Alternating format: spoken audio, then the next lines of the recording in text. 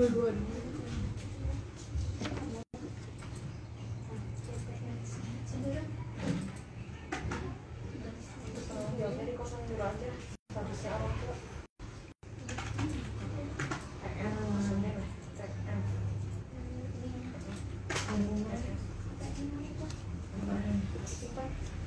mau mulai, Rin?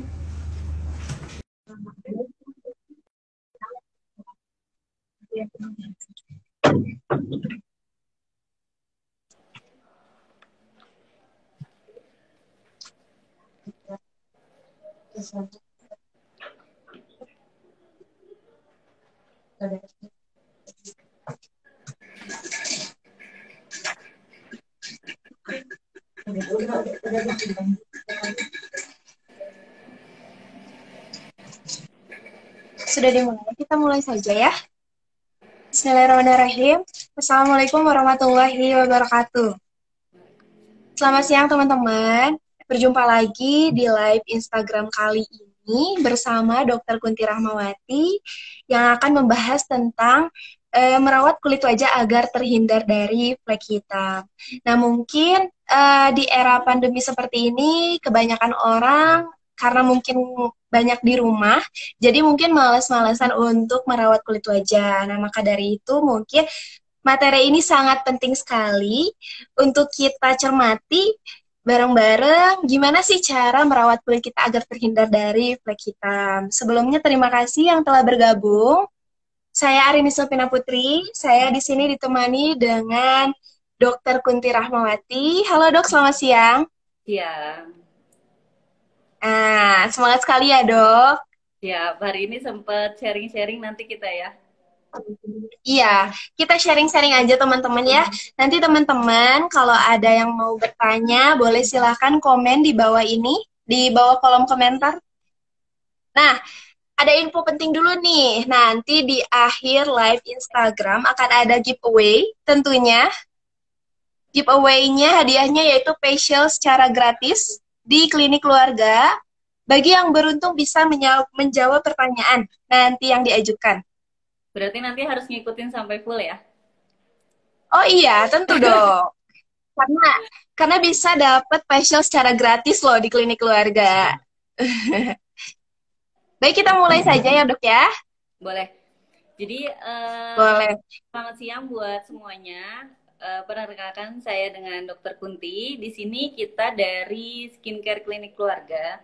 Mau sharing-sharing aja ya. Jadi ini kita ngobrolnya santai aja.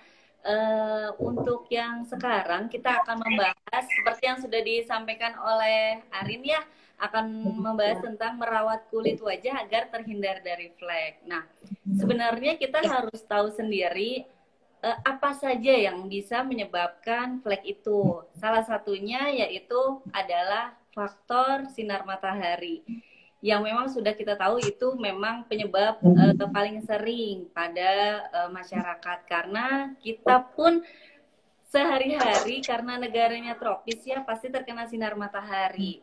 Nah, sinar UV ini yang biasanya dia akan merusak dari sel-sel kulit.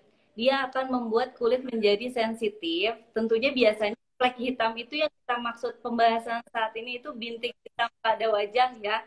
Jadi bukan flek yang lain kayak gitu. Terus untuk faktor selanjutnya selain sinar UV biasanya adanya hormonal. Hormonal ini misalnya adanya stres. Terus bisa juga karena nggak semua tapi ya, bisa juga karena KB. KB itu biasanya hormonal bisa menyebabkan flek. Salah satunya yaitu suntik KB. Tidak semua orang yang suntik KB berflek, cuma dia akan beresiko tinggi gitu ya.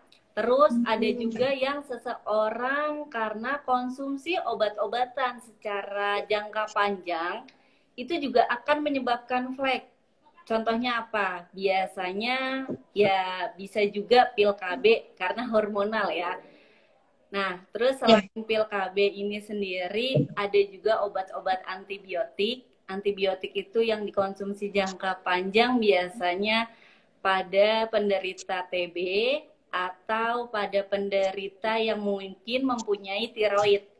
Kayak gitu ya. Ini nggak harus aku sampai Oke. habis. Kalau mau nanya langsung nanya aja ya. Boleh teman-teman yang mau bertanya boleh langsung Jadi komen langsung mau di nanya. kolom komentarnya langsung. Terus faktor lainnya sebenarnya ada juga polusi udara. Memang kita kan polusinya itu sangat tinggi ya. Jadi kayak Iya, betul. kendaraan itu baik motor atau mobil, aktivitas kita di luar itu tinggi. Jadi memang polusi ini memang ada antioksidan yang bikin wajah kita itu terlihat kusam. Semakin lama dia akan menjadi flek. Ya, jadi ini tumpukan Iya. melanin ini. Bertumpuk mungkin ya, Dok? Iya, tumpukan melanin ini yang akan merubah warna. Sedangkan flek ini sendiri adalah bintik hitam, biasanya dia agak kecoklatan, tidak beraturan. Yang sering terkena adalah pada bagian wajah yaitu pipi. Ya, ini sering sekali. Tidak harus di pipi sebenarnya bisa, cuma itu paling sering, ya. Terus selain itu adanya keturunan. Nah, ini nih yang mungkin mamahnya ada, oh kok mama saya ada fleknya ya gitu. Jadi bisa dilihat memang keturunan itu 20-70% dapat mempengaruhi flek.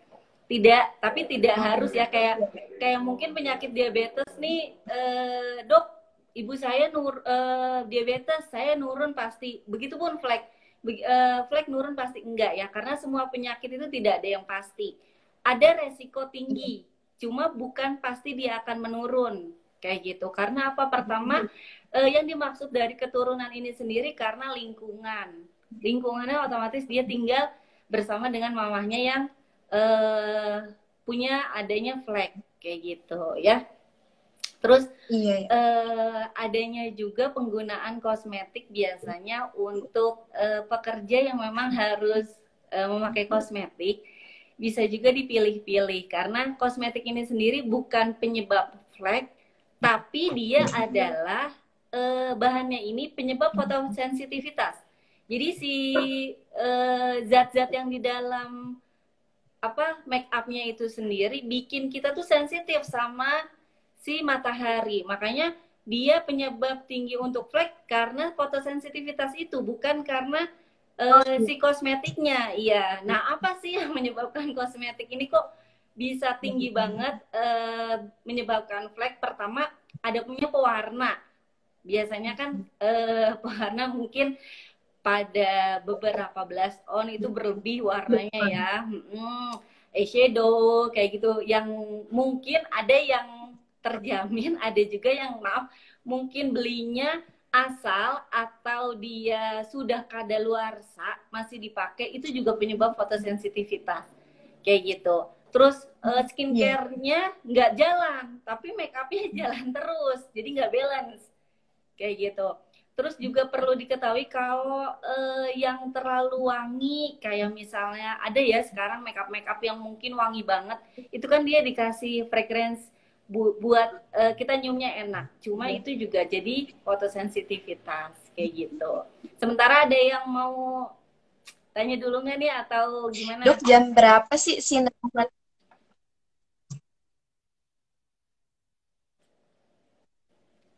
Sebenarnya untuk matahari itu sekiranya jam 9 sampai jam 4 itu memang paling tinggi UV-nya ya. Jadi kita yang paling terkena paparan itu pada saat jam 9 sampai jam 4 tersebut. Tapi sebenarnya kita, dok, berarti kalau misalnya jam 9 sampai jam 4 itu kalau tinggi, kita nggak bisa dong aktivitas kayak gitu dong, pasti pertanyaannya. Emang kita harus di rumah aja kayak gitu? Ya mungkin sekarang pandemi. Kalau pandemik mungkin iya, betul. Ya. Cuma kalau misalnya nggak pandemik kan otomatis kegiatan kita pasti di luar kayak gitu. Nah, untuk mengakalinya biasanya kita pakai sunscreen yang SPF-nya lumayan tinggi. Nah, biasanya SPF yang bisa mengcover itu mulai dari 30 ke atas.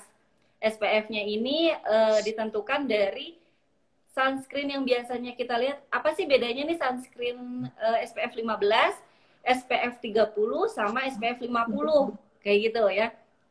Untuk SPF 15 ini cara gampangnya dia sebenarnya sudah tidak efektif untuk matahari di Indonesia ya. Jadi kita minimalnya 30. Tapi Kalau memang masih punyanya yang 15, is okay daripada nggak sama sekali kayak gitu.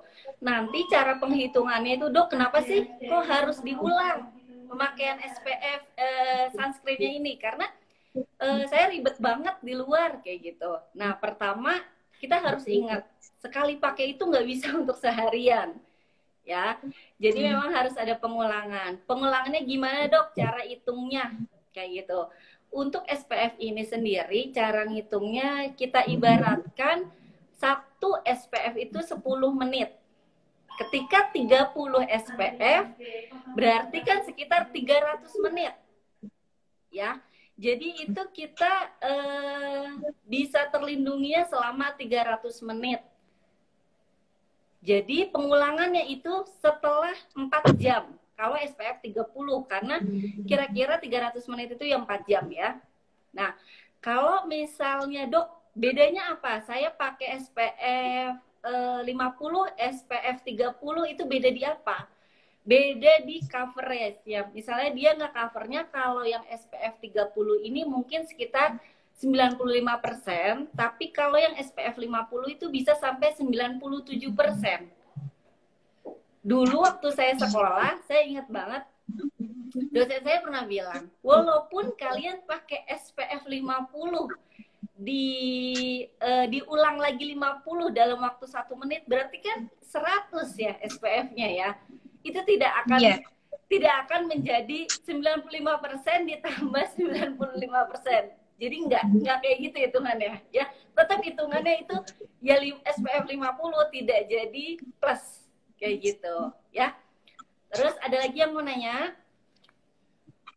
Dok, mungkin tindakan apa sih yang bisa dilakukan di rumah untuk mencegah flek hitam timbul? Karena kan kita mungkin sekarang karena di era pandemi ini banyak orang yang malas-malasan untuk pergi skincare-an gitu, untuk entah itu untuk treatment atau untuk apa. Nah, ada nggak sih tindakan yang bisa dilakukan di rumah untuk mencegah timbulnya flek itu? Perlu diketahui dulu ya, sebenarnya ini sebelum untuk pencegahan flek, kita harus tahu dulu nih, apakah benar itu flek kayak gitu. Kadang mungkin ada kelainan lain, karena untuk flek sendiri itu yang pertama dia warnanya kecoklatan, mungkin ada yang kemerahan, dan biasanya tidak timbul ya ketika dipegang seperti ini. Dia sama dengan kulit wajah lainnya. Nah, kalau yang sudah timbul itu mungkin harus dikonsultasikan dulu apakah dia memang flek atau bukan. Takutnya dia mengiranya flek, ternyata yang lainnya, misal adanya milia, tapi kan milia sekarang ada yang hitam, ada yang putih. Nah, itu kan ada yang timbul, ada yang tiga. Atau adanya solar lentigo. Solar lentigo itu kayak kutil kecil-kecil, mungkin itu dikiranya flek. Karena saya beberapa kali dapat pasien, dok, saya flek nih bintik-bintik. Ketika saya periksa, itu bukan flek, karena dia timbul. Karena cara penanganannya itu juga beda, ya. Terus ada juga biasanya lokasi, ya. Lokasinya itu yang paling sering di wajah, di leher, sama di tangan. Nah, untuk pencegahannya biasanya di rumah kita tidak harus setiap hari, tapi setidaknya seminggu sekali kita memakai scrub wajah. Jadi kalau misalnya, dok, saya punya nih facial wash, scrub, tapi saya pakai setiap hari, bagus nggak? Menurut saya itu bukan untuk treatment daily ya. Dia itu hanya untuk seminggu sekali atau seminggu 2 kali. Karena apa? Ketika kita eksfoliasi kulit terus-menerus, dia akan fotosensitivitas. Jadi dia ketika kena sinar matahari malah sensitif banget. Jadi dia malah gampang untuk terkena flek. Jadi jangan dok, saya mau sel kulit mati saya biar keangkat terus setiap hari kayak gitu. Padahal pertumbuhan kulit itu 28 hari. Jadi nggak perlu untuk setiap hari exfoliating kayak gitu ya. Nah, selain exfoliating pakai scrub itu sendiri, bisa juga pakai toner. Biasanya toner exfoliating tuh memang ada. Itu pun nggak bisa dipakai setiap hari. Nah, ini yang untuk mencegah flek. Salah duanya yang tadi, salah tiganya adanya memang penggunaan SPF yang tidak diulang. Yang tadi saya bilang mungkin dia pakai SPF 30, tapi pemakaiannya pagi aja dong habis mandi. Iya, jadi dia pagi aja dong habis mandi, terus pakainya besoknya lagi. ketika dia datang saya rajin dok pakai sunscreen. Pakainya sehari berapa kali Bu? Pagi dok, habis itu saya ngantar anak sekolah. Nah ini juga perlu digarisbawahi ya, untuk pemakaian sunscreen itu nggak bisa ketika kita mau jalan terus kita pakai terus kita keluar, itu belum bekerja maksimal. Jadi harus 10 menit dulu baru kita bisa keluar kayak gitu, karena dia bisa biar bekerja dulu. Jadi nggak tiba-tiba kita anak udah mau siap kita pakai terus keluar, itu akan rusak juga sunscreennya, jadi kayak kurang berfungsi kayak gitu ya. Terus Dan ini kayaknya ada yang bertanya, Dok, gimana? kalau rajin facial bisa mencegah timbul flek atau enggak? Bisa, karena dia sifatnya exfoliating juga kan. Kalau misalnya memang di rumah nggak sempat, tapi facial itu bukan pilihan utama ya. Kalau misalnya pilihan utama untuk eksfoliasi itu biasanya adanya mikrodermabrasi. Mikrodermabrasi ini ngangkat sel kulit mati, terus biasanya dia menghaluskan kulit, itu di klinik kita sudah ada. Nah, untuk facial ini dia hanya membersihkan ya.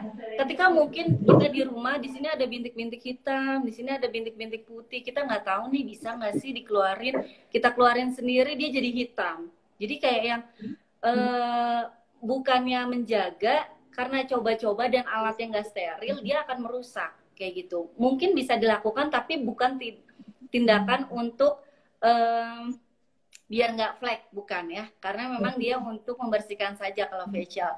Tapi kalau mikrodermabrasi itu bisa untuk dilakukan pencegahan kayak gitu.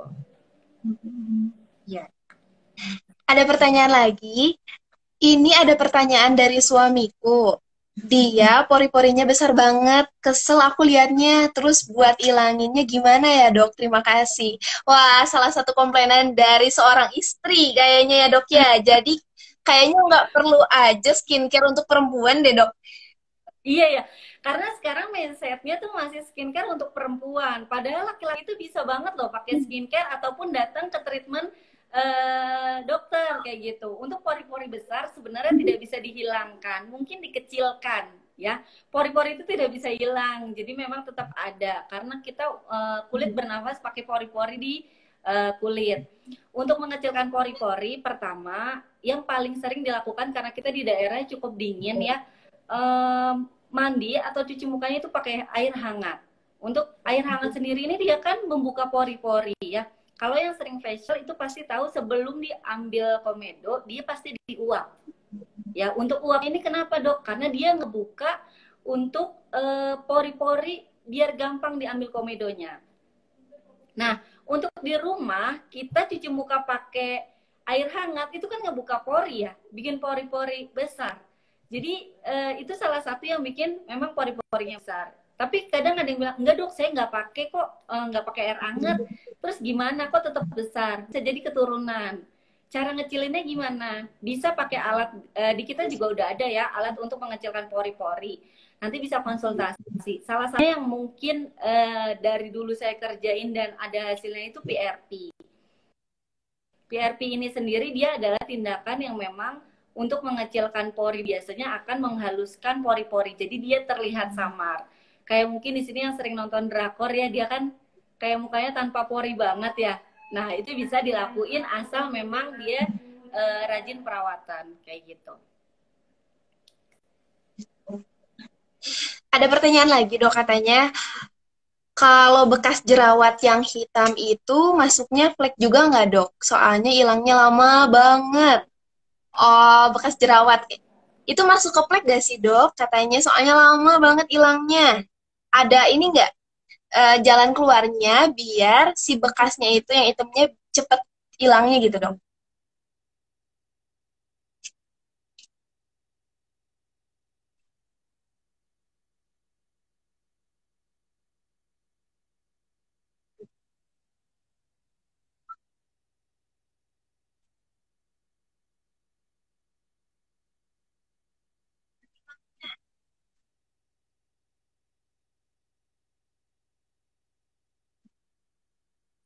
Bekas luka. Flek hitam yang dimaksud pada sebagian orang itu adalah flek hitam yang karena penuaan. adanya misalnya sudah usia nih jadi flek kayak gitu. Cuma bekas jerawat pun bisa dikatakan sebagai flek, tapi bukan flek hitam karena penuaan, dia karena memang ada penyembuhan. Biasanya bekas jerawat yang akan menjadi hitam itu ketika jerawatnya sudah merah atau memang tidak merah tapi dia bikin jadi merah. Kalau memang bekas jerawatnya hanya di dalam saja, kita pegang kayak gini, ih kayak ada jerawat deh. Tapi dia sebenarnya tidak menunjukkan ada puntumnya, itu mungkin tidak akan menjadi hitam. Yang menjadi hitam itu yang ketika dia akan kelihatan merah atau sampai ada pembuluh darah, itu bisa menjadi hitam. Itu bisa dikatakan flek juga. Kayak gitu.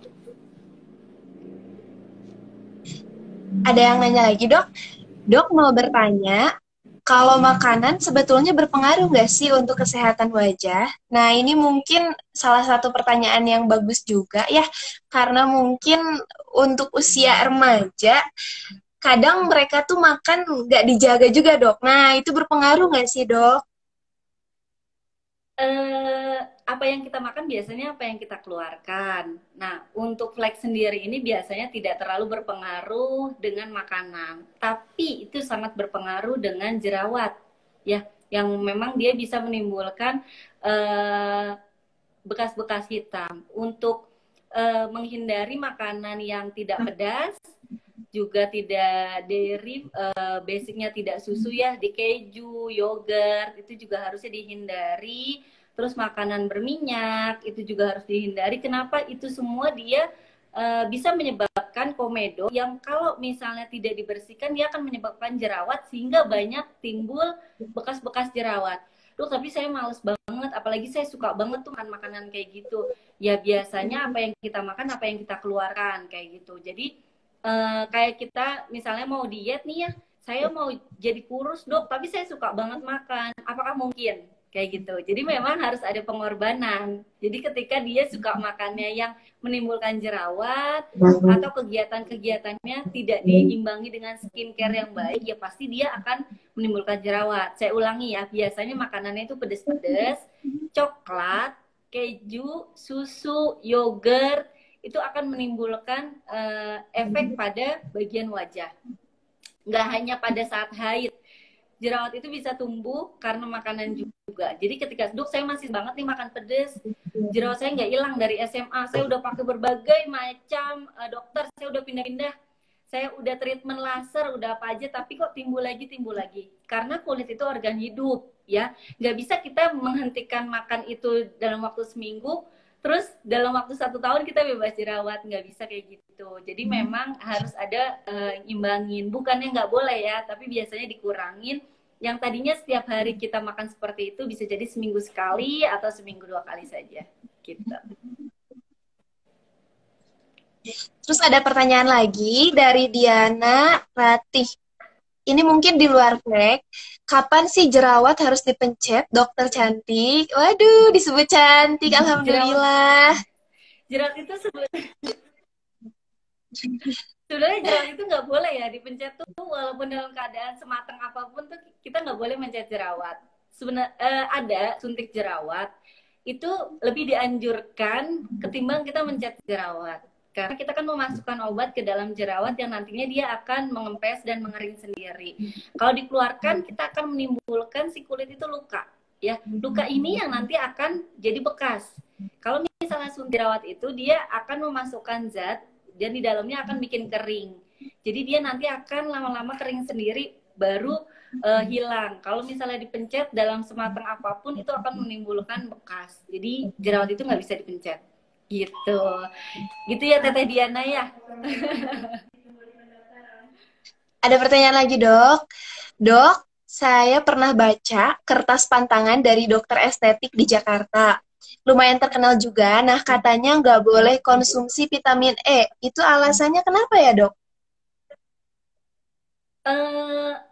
Untuk vitamin E sendiri, sebenarnya sekarang belum banyak dianjurkan. Nah, kemungkinan tergantung dari keluhan saat dia datang. Kalau misalnya keluhannya spesifik, dia akan dianjurkannya lebih spesifik.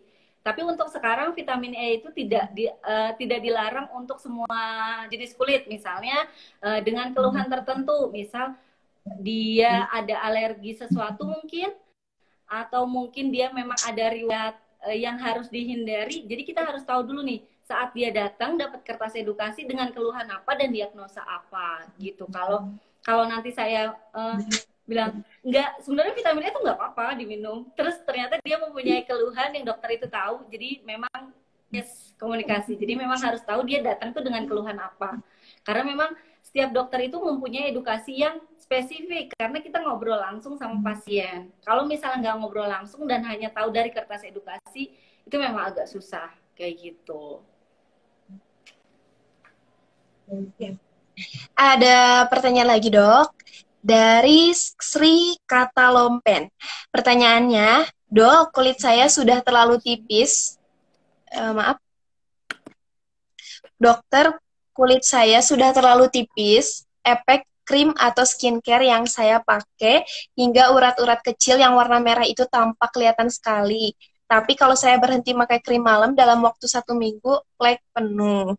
Oh, ini berkaitan dengan pemakaian krim flek hitam yang terus-menerus, berarti ya bisa berbahaya atau enggak?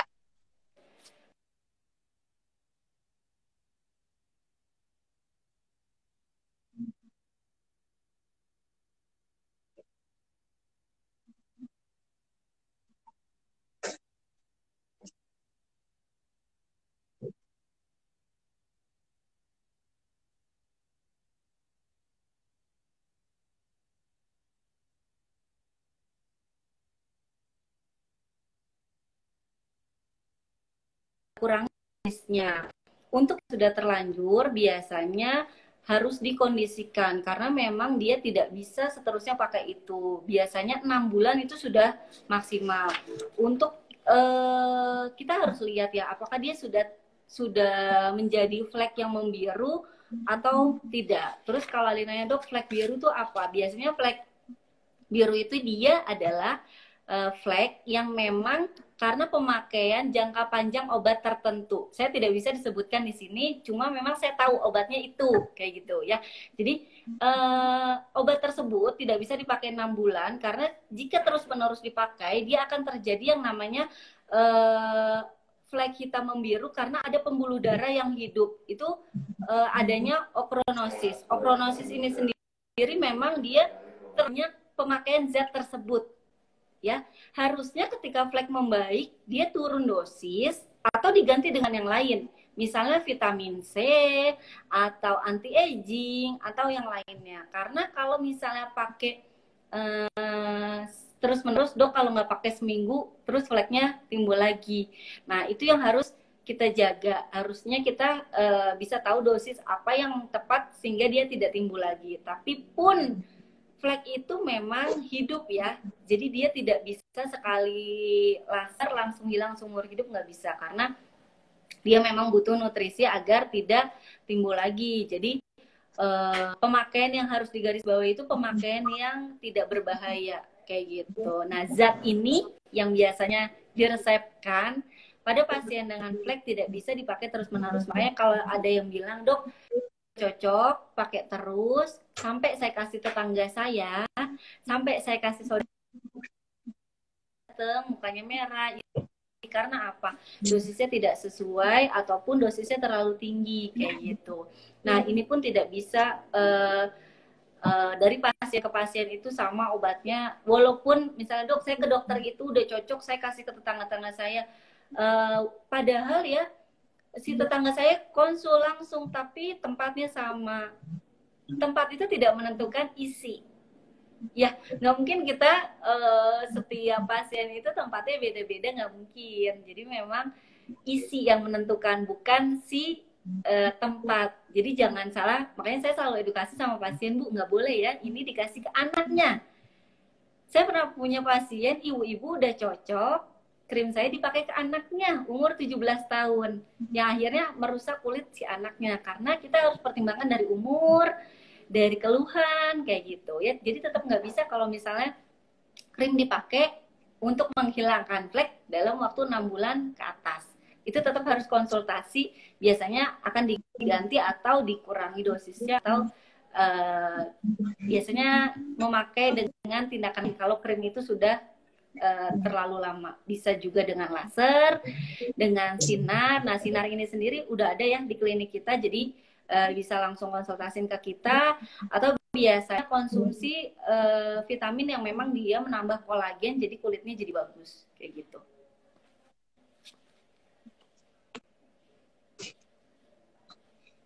Ada pertanyaan lagi, Dok, dari Abimanyu 17. Ini pertanyaannya lumayan menarik.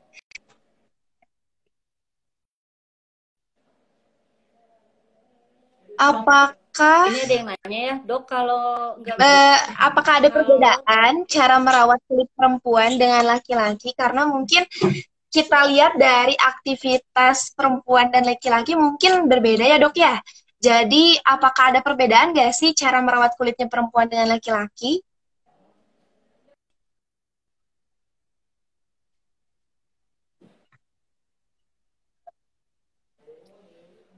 sebenarnya kalau ngerawat kulit itu nggak banyak beda ya. Wanita sama pria tuh nggak banyak beda. Basic aja sih, kita harus pakai cuci muka, sunscreen, krim malam itu nggak wajib. Krim malam itu biasanya tambahan. Nah, untuk laki-laki biasanya yang diresepkan yang beda, bukan cara perawatannya. Jadi kemungkinan pori besar, lebih berminyak, dan biasanya dia lebih hormonal. Makanya laki-laki itu banyak sekali yang berjerawat. Karena dia memang hormonalnya sangat naik turun kayak gitu, apalagi di masa pubertas. Nah, untuk pemakaian atau cara perawatannya tidak ada yang beda. Biasanya yang beda apa yang dipakai, kayak gitu. Karena untuk kulit wanita itu lebih gampang dirawat ya, karena kita hormonnya juga ada pengendali hormonnya lebih bagus ya, ada estrogen dan progesteronnya itu, jadi kita pengendali hormonnya lebih bagus dibanding pria. Nah, pria ini memang agak sulit karena beda dengan wanita. Cuma kalau yang ditanya cara perawatan nggak banyak beda, tapi biasanya apa yang dipakai itu yang dibedakan, kayak gitu. Terus ada pertanyaan lagi, Dok. Dok, kalau haki itu kan katanya bahaya ya. Nah, tapi kenapa masih suka ada yang pakai kandungan haki? Itu memang ada batasannya, amannya berapa ya, Dok? Oh, jadi batas ambang haki mungkin ya, Dok ya? Berapa? Ini kalau udah masuk ke haki sebenarnya udah ke ranah medis ya, jadi tidak bisa terlalu diumumkan, tidak bisa. Cuma saya akan menginfokan ketika haki dipakai terus-menerus biasanya akan menimbulkan gejala berlebih. Nah, untuk haki yang normal itu seperti yang kita tahu di pasaran memang tanpa ada resep dokter pun kadang ada yang meresepkan. Nah, ini yang orang-orang mulai salah ya. Jadi untuk persenannya itu biasanya tidak lebih dari 5%, karena itu yang direkomendasikan oleh seperti BPOM-nya di Amerika, dia lebih dari 5%. Tapi balik lagi, haki itu sudah disalahgunakan sehingga tanpa gejala pun ada yang meresepkan haki. Ya, biasanya oknum-oknum tidak bertanggung jawab yang bikin haki ini rusak namanya. Sebenarnya haki itu bukan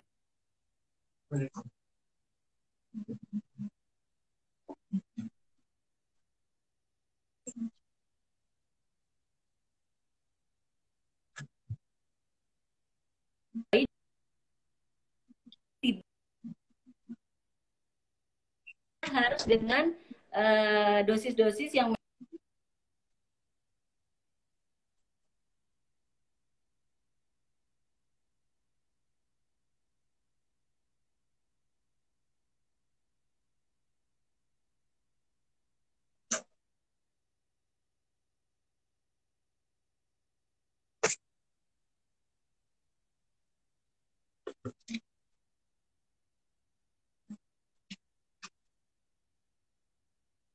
Mohon maaf teman-teman ya kalau dari cara untuk membersihkannya. Ini Rian, ada yang nanya nih, untuk terapi jerawat di bawah anak 7 tahun ya. Kalau untuk 7 tahun sendiri itu kan masuknya masih ke dokter anak. Nah, sebenarnya anak 7 tahun itu biasanya tidak berjerawat. Tapi kalau berjerawat kita harus lihat apakah memang itu jerawat atau tidak. Kalau memang itu jerawat, biasanya kita harus ekstra membersihkannya. Karena jerawat itu mulanya biasanya dari kotoran yang mengendap di pori-pori. Apalagi kalau anak ini cowok ya, pasti pori-porinya besar itu biasanya memang untuk umur segitu kecilkan, tapi harus dihindari kayak yang namanya atau memang kotoran-kotoran yang masuk mungkin anak segitu memang masih sering banget main. Nah itu harus banget kotoran-kotorannya tidak terlalu mengendap. Jadi memang harus dicuci sampai wajahnya. Jadi kalau mandi itu jangan hanya bagian badan tapi sampai wajahnya. Jadi yang penting perawatannya aja kayak gitu. Bukan karena apa yang harus lakukan kayak gitu. Mungkin kalau anak 7 tahun harus dikonsultasikan langsung ya, karena kalau anak itu lebih jadi ngobrol langsung aja mungkin ya.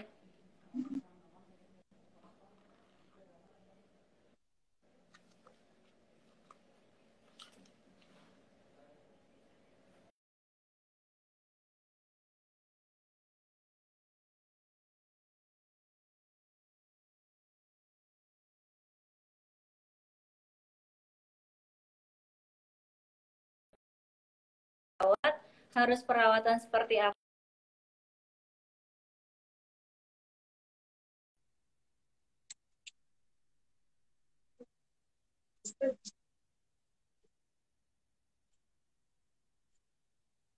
Kalau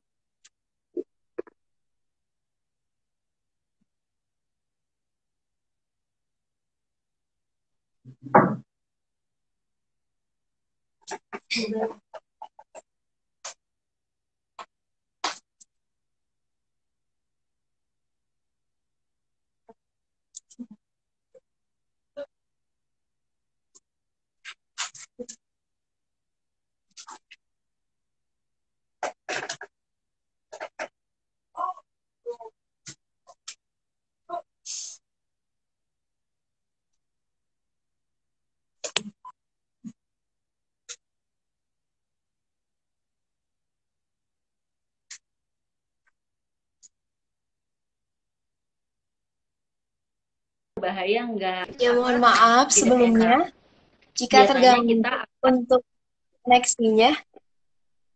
gimana? Ya mohon maaf dok sebelumnya jika koneksinya Oh iya agak ya. melambat ya. Mungkin iya soalnya ada yang bilang suaranya hilang dok. Mungkin kita lanjut saja ya dok ya. Pertanyaannya ada yang bersangkutan. Pertanyaan dari Ricky Aliansyah. Pertanyaannya, dok mau tanya kalau kita awalan pakai skincare, terus ada efek gatal sama panasnya, aman nggak dok? Nah biasanya ada beberapa skincare, ada isu kalau gatal atau panas itu biasanya katanya cocok mengelupas di awal. Itu gimana dok? Dengan isu seperti itu dok? Oh iya iya. Benar sih, kadang memang ada beberapa klaim ya. Saya tahu beberapa klaim memang dia bilangnya sedang ngedetox. Jadi misalnya dia datang dengan keluhan, saya pakai krim dari sini dok, tapi kata dia tuh lagi ngedetox. Saya gatel, merah, ngelupas, kena sinar matahari aja sakit. Ini katanya lagi ngedetox dok. Saya udah pakai 2 minggu masih kayak gini. Saya konsultasikan ke sana, katanya emang lagi ngedetox, sabar aja kayak gitu. Nah, biasanya ya tergantung dari gatalnya, tergantung dari perihnya, sama tergantung dari pengelupasannya. Pada pasien yang memang berlebih gatalnya, pengelupasannya itu biasanya memang mengandung zat-zat yang memang harus diwaspadai. Nah, karena tidak semua yang diberikan itu BPOM.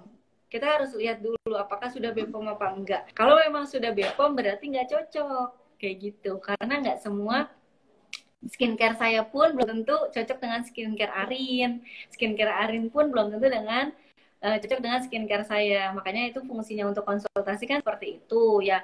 Jadi nggak bisa karena dengan satu pihak bilang nggak cocok, terus dia bilang ke semua pasien, saya pakai krim dari situ nggak cocok deh, tapi saya cocok. Nah itu jadi kontroversi. Kenapa ya? Jangan tanya kenapa, tanyanya apakah konsultasi atau tidak kayak gitu. Kalau misalnya nggak konsultasi pakai krim yang sama padahal keluhannya beda, itu yang harus dipertanyakan. Kenapa saya pakai krim yang sama padahal keluhan saya flek, keluhan dia jerawat.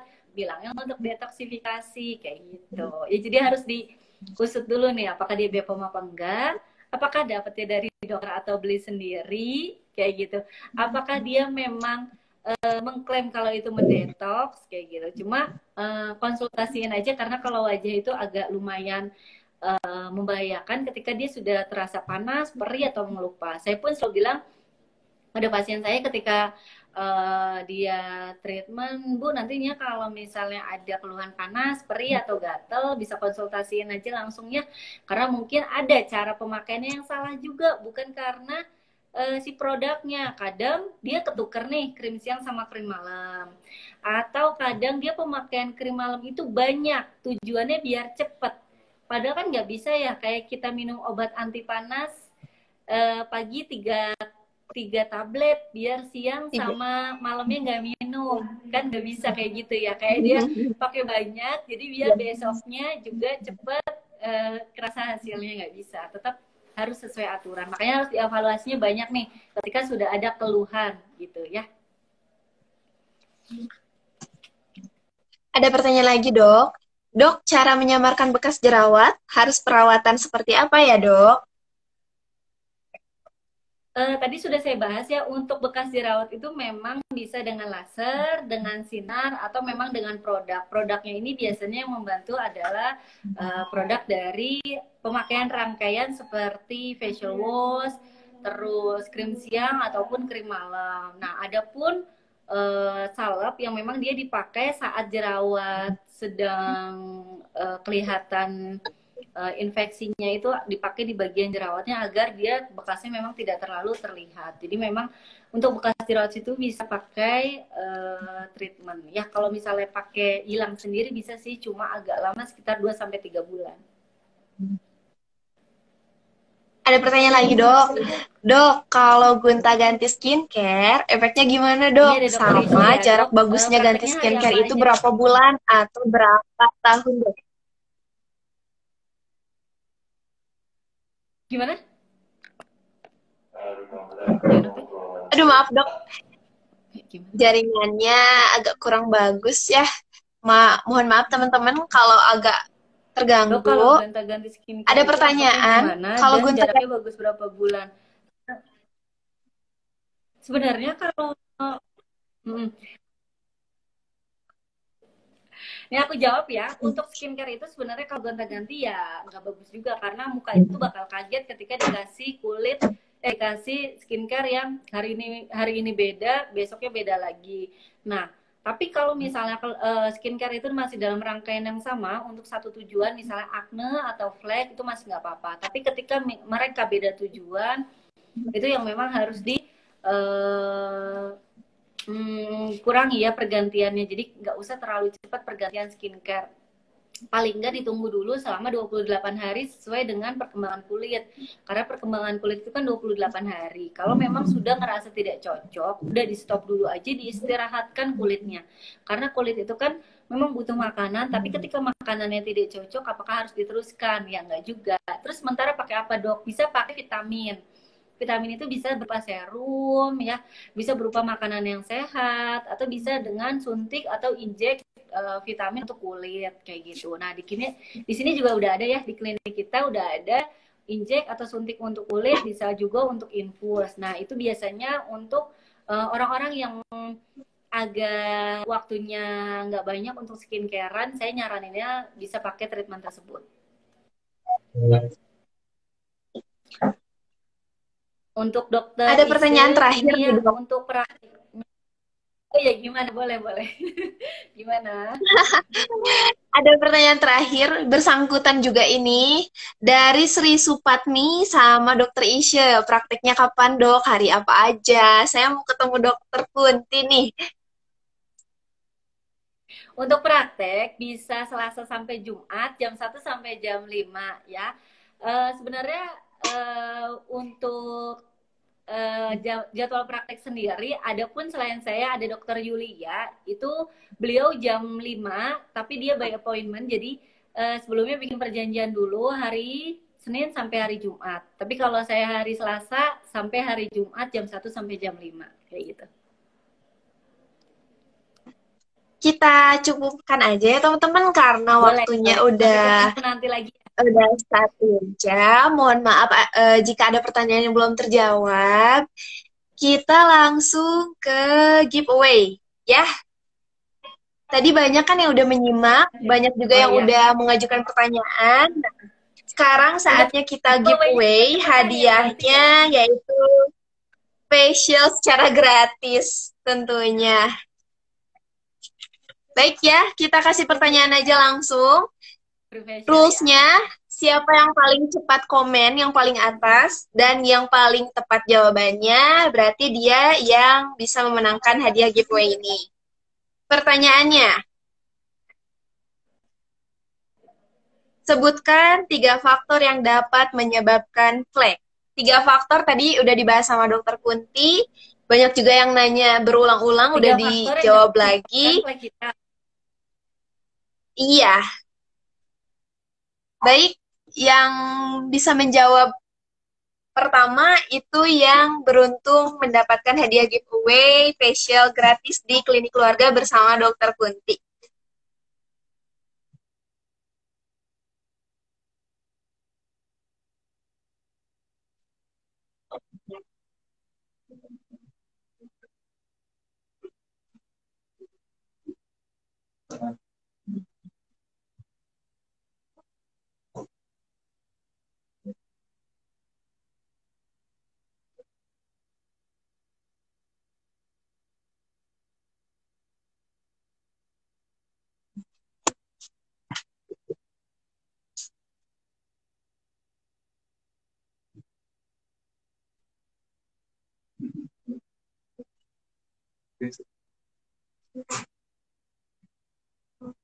Baik, ini udah ada yang jawab ya dok ya?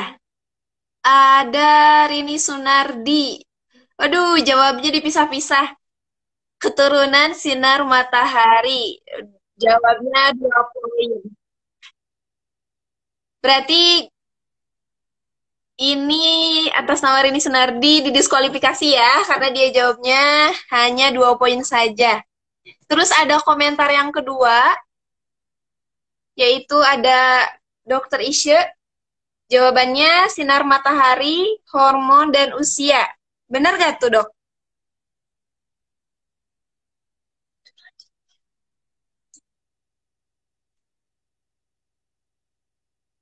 Ya, dokter pendinya keluar.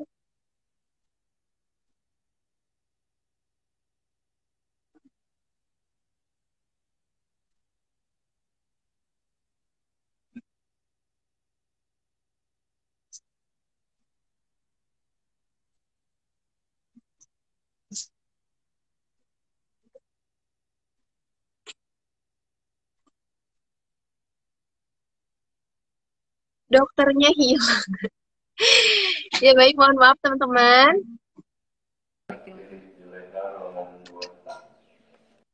Nah, halo dok. Oh iya, keputus ya? Iya, keputus dok. Tadi ada jawaban dari yang kedua. Tadi kan yang jawab itu ada dari Rini Sunardi, tapi dia jawab hanya 2 poin. Otomatis kita didiskualifikasi ya dok ya. Iya, iya. Kita lanjut. Ketiga ya. Ya. Ada jawaban yang kedua, yaitu dari Dokter Isye. Jawabannya sinar matahari, hormon, dan usia. Betul nggak tuh dok jawabannya? Benar, benar. Karena sinar matahari yang tadi kita bahas yaitu sinar UV-nya, kemudian hormonal yang bisa kita dapat dari stres atau dari KB, itu bisa juga, dan usia. Memang usia semakin tua kita akan mendapatkan sel melanin yang tinggi, jadi dia bisa menyebabkan flek. Bisa. Ya, berarti selamat untuk Dokter Isye mendapatkan hadiah giveaway facial gratis di Klinik Keluarga. Ya, kita cukupkan aja teman-teman. Kita cukupkan aja ya teman-teman. Untuk informasi lebih lanjut, bisa langsung datang ke Klinik Keluarga, ke Poli Kecantikan untuk bertemu dengan Dokter Kunti Rahmawati. Mohon maaf jika ada pertanyaan yang belum terjawab atau belum memuaskan jawabannya, mohon maaf. Koneksinya ya. Iya, mohon maaf karena koneksinya terganggu. Nanti next time kita semoga bisa ngadain lagi live streaming bareng Dokter Kunti ya. Siap. Di Ya, jadi buat teman-teman terima kasih telah meluangkan waktunya untuk bisa sharing bareng Dokter Kunti mengenai gimana sih cara merawat wajah agar terhindar dari flek. Untuk jadwalnya, tadi Dokter Kunti ada dari hari Selasa sampai Jumat di klinik keluarga dari jam 1 sampai jam 3 sore. Ya, dan untuk skincare klinik keluarga, ada apa aja sih, Dok? Sebenarnya untuk treatment kita beberapa memang baru launch ya. Jadi kita ada new facial. Facial ini sendiri kita nanti sesuaikan untuk normal, untuk acne, untuk pori-pori kita sesuaikan. Kemudian adanya mikrodermabrasi. Kita mikrodermabrasi itu untuk mengecilkan pori-pori, menghaluskan kulit, bisa juga untuk mengurangi kerutan halus. Kemudian ada suntik atau infus, kita isinya vitamin, dia fungsinya untuk melengkapkan apa yang dibutuhkan kulit sehingga tidak hanya di wajah tapi satu tubuh kita akan terlihat bagus kayak gitu. Ada juga sinar, nanti sinar ini untuk beberapa keluhan seperti flek, jerawat, pori-pori besar dan lainnya. Nanti ketika mau ke sini kita konsulin lagi, banyak sebenarnya kayak PRP untuk bopeng, terus ada derma roller itu untuk memperbaiki yang bekas-bekas jerawat seperti bopengnya dalam banget itu bisa. Nanti beberapa memang tidak disebutkan di sini, memang harus konsultasi dulu ya. Jadi kalau datang nggak bisa langsung request saya mau treatment ini dok, taunya nggak cocok kan jadinya nggak bisa ya. Jadi Ya, tetap harus konsultasi dulu. berarti udah lengkap banget kan ya, Dok ya, treatmentnya? Ya, dicukupkan teman-teman ya. Terima kasih telah meluangkan waktunya. Terima kasih ya, Dok ya, telah Ya, sharing bareng kita. Ya, untuk informasi lebih lanjut, boleh di-follow di Instagram Klinik Keluarga, karena di situ ada jadwal praktek dokter Kunti dan dokter yang lainnya juga. Di Klinik Keluarga juga udah ada skincare Klinik Keluarga, jadi boleh langsung datang ke Klinik Keluarga untuk informasi lebih lanjutnya. Terima kasih ya, Dok ya. sama-sama. Sampai ketemu lagi. Assalamualaikum. Sampai ketemu lagi. Salam.